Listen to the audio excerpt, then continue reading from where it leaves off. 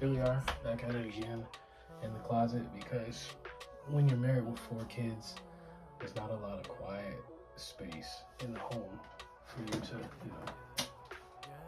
use. Anyways, I was just thinking, and I'm not using the microphone because the receiver's dead right now, so keep it pushing. I was thinking there was a time, was it last year? Yeah, 2023.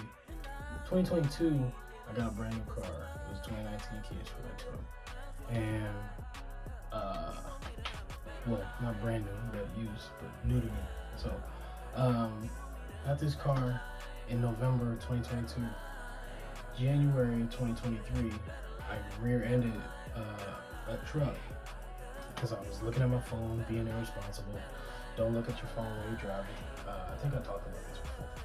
But one thing I began to notice more and more, because the hood was pretty badly damaged after the accident, so it was kind of like bent in and crumpled up or whatever. Wouldn't even close all the way. And I had to drive like that for, I think it was about 3 months before I was able to get the hood replaced. The thing about that was I got a lot of dirty looks from strangers, like other people in cars, people walking down the street. Not there's anything wrong with walking, but you walking out in the car, but you give me dirty looks. But that was a little petty, but you know what I mean.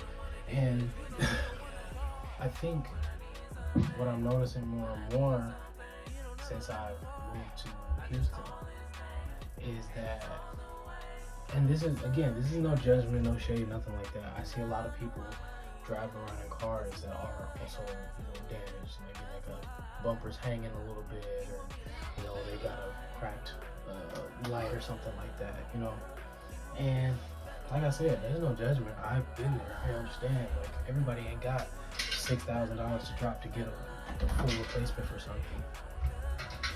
I didn't know you were an idiot. I thought it was like some random ghost. A random ghost? Yes.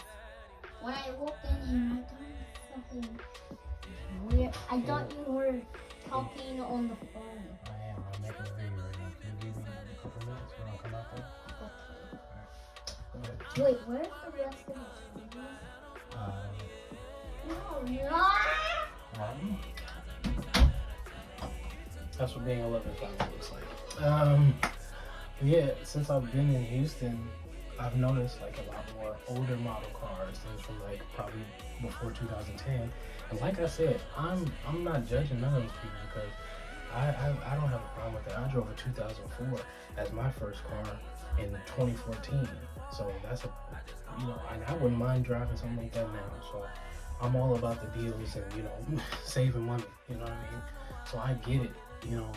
But I think a lot of people, especially in the age of social media that we're living in, you see somebody driving an older car or a car that's got a little bit of cosmetic damage, and you start to judge them and be like, what's wrong with you? Why are you driving around in a broken down car? Why are you driving this old 98 Honda Civic around?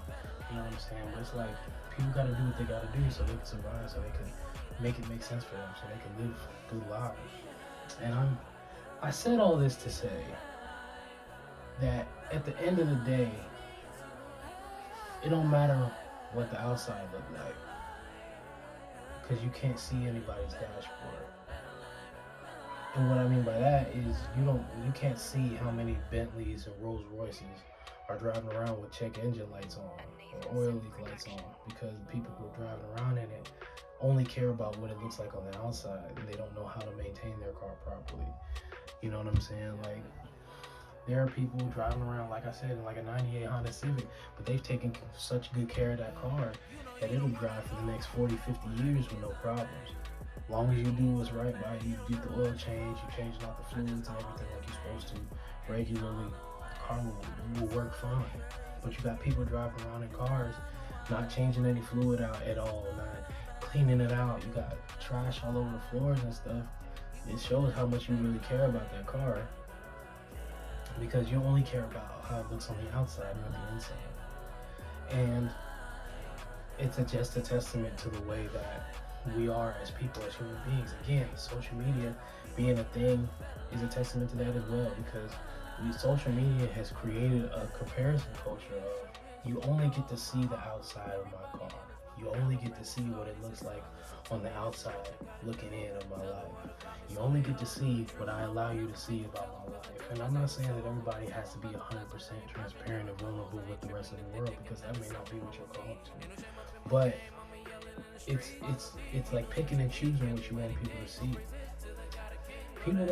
Most of the people who are in my life know what I've been through, because I try to be more vulnerable and transparent about certain stuff, because I don't want people, not even that I don't want people to think that I'm perfect or nothing, but I just know, like, this is where I've been, this is where I am now. I'm proud of where God has taken me. Almost everybody in my life knows I've been evicted. I done got cars repoed. So you ain't gonna sit around and tell me and let me act like I'm better than anybody else, because I know I'm not. I have a hard time thinking of myself in a positive light, which is what I'm going to therapy for. You know, shout out to Jeremy, my therapist. You're doing God's work. But at the end of the day, it's like with social media, we only see the positive. We only see the things that people allow us to see. And even when we do see things that are negative or, you know, possibly more sad, some of the times it can come off as like for show or for attention. And I think, like I said, we just need to recognize that, like, at the end of the day, it don't matter what it looked like on the outside. You can't see if somebody's check engine light is on in their car, no matter how nice it looks on the outside. Because somebody could be driving a Bentley and that engine about to fall out because they ain't taking care of it right. It's a scripture in the Bible in 1 Samuel chapter 16, verse 7. And that's when Samuel has been commissioned by God to go find the next king of Israel after Saul was disqualified. And he's going through, he's at Jesse's house looking at all of Jesse's sons, and he comes up on Eliab. And Eliab is tall, he's handsome, he's muscular, he looks like what Saul looked like when he first became the king. That's why they picked Saul, because he looked like that. And he sees Eliab, he's like, this gotta be the one, right? This gotta be the new king. And God has to tell him, be like, don't choose him just because he looks good. He's basically telling him, he's like, do not justify him by just looking at the way he looks. Just because he's handsome don't mean he's fit for the job. And just because he's muscular don't mean he can do the job. You know, all these things. And then God tells Samuel, he says, man looks at the outward appearance, but God looks at the heart. And that's really what it comes down to. We spend so much time focused on what it looks like on the outside, but we really need to be more focused on what it looks like on the inside. You need to surround yourself with people who are not as concerned about what the outside looks like over what it looks like on the inside. Because there ain't nothing wrong with being taken care of on the outside, but if the inside of you is jacked up, then maybe you need to spend more time inside to figure out what's going on. Yes? No, not right now. I'm almost done. But it's really cool. I'm sure that it is. You can show me when I'm done. I'm almost done. I'm almost done. I have this cool thing. It like swings No. from the swinker. Okay. We'll make another video about that, Okay. okay? Finish. You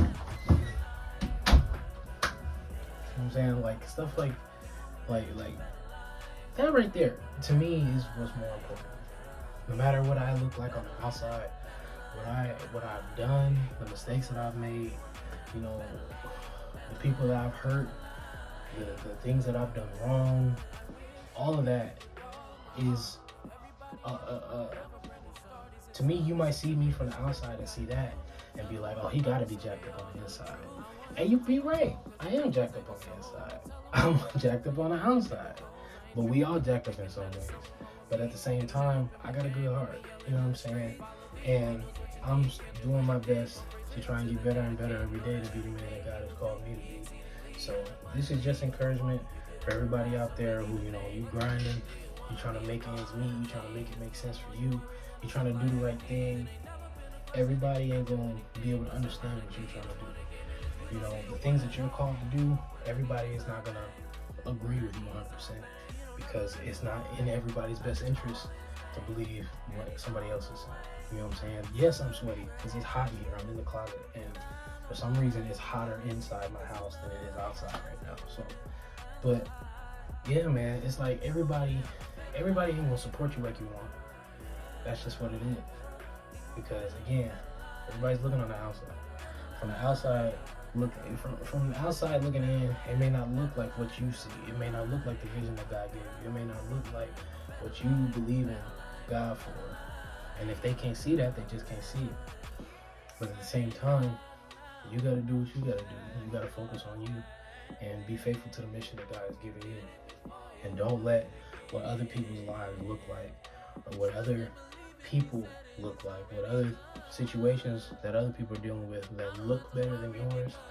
Don't let that deter you from doing what you're supposed to do. It ain't always greener on the other side. They say the grass is greener on the other side. Just remember that water bill is much, much higher than yours is, because they got a see, this is a bar. Thank you, Holy Spirit. They always say the grass is greener on the other side, right? But at the end of the day, you don't know what kind of chemicals they putting in their grass. You don't know what the work that they had to put in to get the grass. You don't know what detriments they're going through right now because they wanted to prioritize having green grass and a white picket fence, but the inside of their house ain't got no furniture because they spent all that money on that grass and the fence. So it looked good from the outside, but then when you get inside, there ain't nowhere to stand, there ain't nowhere to sit, there's nowhere to eat off of, there's no substance inside of the house because they spend all their time trying to make it look nice for people who want to come in. But when people come in, what are we supposed to do? So that's all I'm saying. Don't waste all of your time, all of your resources, all of your energy trying to make yourself look good from the outside. Focus on your inner man, your inner spirit. Get your spirit and your soul right, and the rest will be a side effect of that. So that's all I want to do. That's all I was gonna say.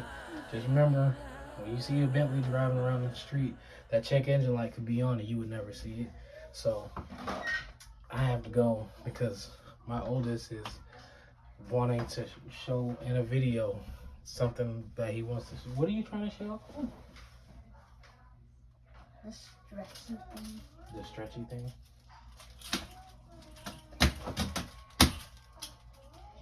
Alright, good job. Alright, y'all.